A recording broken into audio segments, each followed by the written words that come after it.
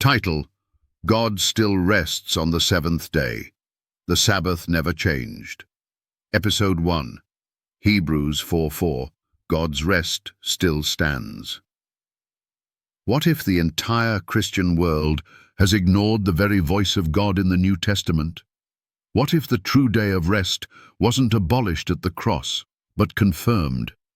And what if rejecting the seventh-day Sabbath isn't just an error, but outright rebellion? Hebrews 4:4 shatters the foundation of Sunday worship.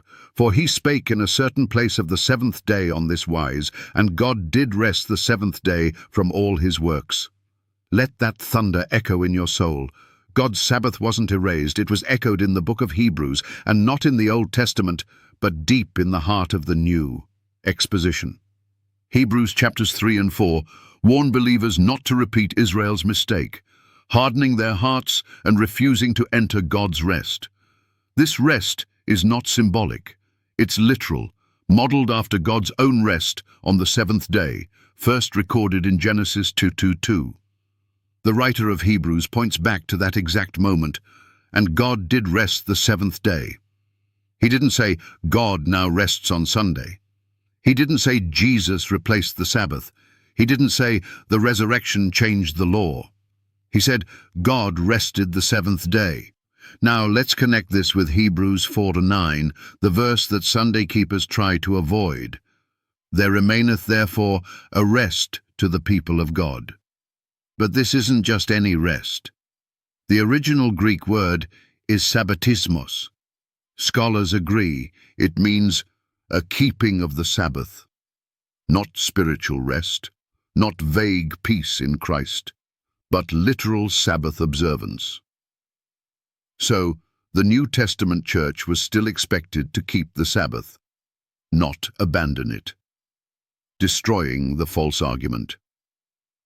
Many pastors today claim, Jesus is our Sabbath now, so we don't need to keep the day.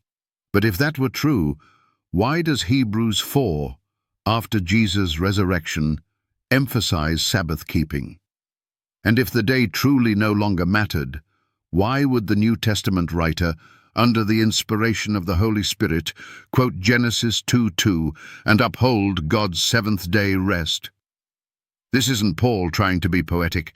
This is God reminding his people, my day of rest still stands, the truth they can't erase. Now ask yourself, why does this verse exist if the Sabbath was done away with? Why does Hebrews 4:4 mention the seventh day, not the first? Why use the Greek word sabbatismos if the Sabbath was now just spiritual rest? Because the lie of Sunday worship cannot survive in the light of Hebrews 4. God's rest was never Sunday, never symbolic, never changed. It was, and always will be, the seventh day, call to action. To every pastor still preaching Sunday as the Lord's day, show us in Scripture where God ever rested on Sunday. To every church leader replacing God's commandment with tradition, repent. You are repeating the rebellion of Israel. To every skeptic who claims the Sabbath was abolished, Hebrews says otherwise. God's rest wasn't nailed to the cross. It was affirmed in the new covenant, and it still remains for the people of God. Will you enter that rest? Or will you fall under the same disobedience that kept Israel out? Because the seventh day isn't just a law, it's a line drawn by God himself.